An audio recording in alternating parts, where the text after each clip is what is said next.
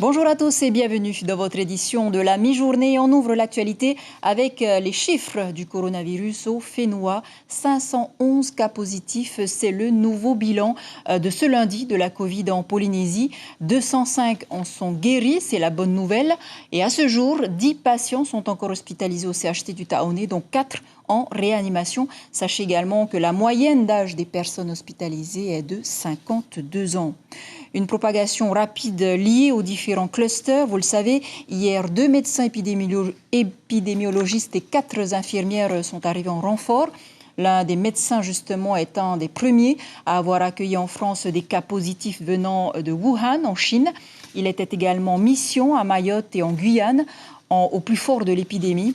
Ils apportent donc leur expertise au bureau de la veille sanitaire pour tenter d'améliorer le processus de lutte contre la propagation du virus, notamment par des enquêtes directement sur le terrain, comme nous l'explique le haut-commissaire Dominique Saurin. Il est interrogé par Stéphane Ratino et Jacques Damour. Qui est là pour 3 semaines et peut-être pour 6 semaines, va venir nous appuyer. C'est une réponse nationale à ce besoin d'appui pour venir donc auprès des services du ministère de la Santé, pour venir ici auprès de la direction de la protection civile. Donc ils ont acquis de l'expérience dans d'autres territoires et donc c'est un appui. Donc ça veut dire qu'on pourrait réorienter la manière de battre et de combattre le virus ? Réorienter, on ne peut pas parler de réorienter complètement, mais c'est très certainement donner des conseils. Oui, ils n'arrivent pas avec des solutions toutes faites. Ce n'est pas du tout le cas, parce qu'ils doivent aussi, même si avant de venir, ils ont analysé la situation, étudié la documentation, ils vont voir quelle est cette réalité. Ce sont des gens de terrain qui viennent ici, ce sont des praticiens, et ils vont pouvoir, pendant les jours et les semaines qui vont passer ici, venir donc en appui.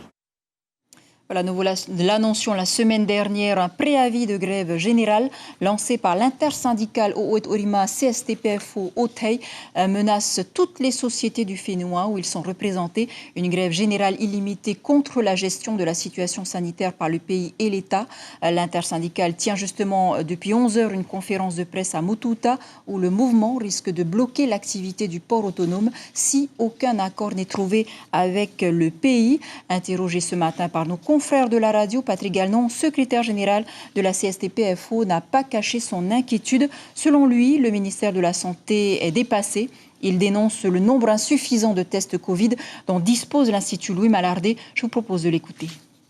L'Institut Mallardé, malheureusement, aujourd'hui, ne peut faire que 250 tests. Ils sont surbookés. Par contre, il y a d'autres organismes sur le territoire, comme la clinique Paufey, l'Ifremer, l'hôpital, qui peuvent faire des tests.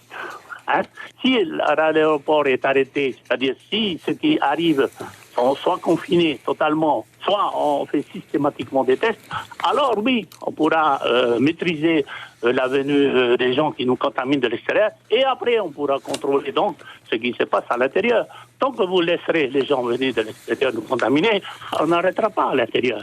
Voilà la première proposition que l'on veut faire. S'ils sont négatifs, ils arrivent ici, refaire un test et puis attendre le temps nécessaire pour que ces gens-là ne soient pas dans la ville, mais soient confinés pour que le test soit à nouveau négatif et à ce moment-là, ils pourront être libres.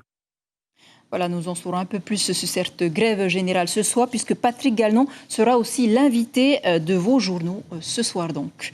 Voilà, c'est la fin de ce flash. Merci de l'avoir suivi. Si vous êtes à table, bon appétit. À tout de suite pour votre journal en Réau Tahiti.